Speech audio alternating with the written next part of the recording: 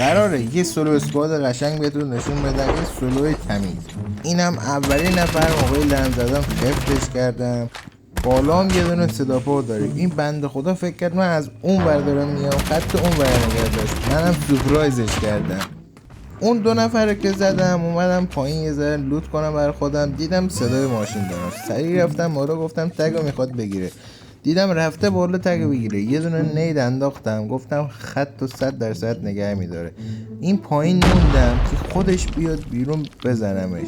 دقیقا همون چیزی که انتظار داشتم، مثل موش افتاد تو تله، راحت زدمش.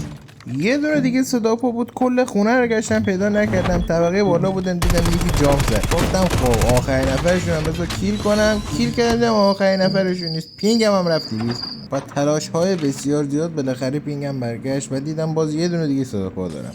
گفتم این یکی دیگه باید آخرین نفر باشه، چون تا حالا 5 نفر زدم. آخرین نفرم بود. استرس داشت، رفتم بهش راش دادم، وان تپ شد، رفت لاوی.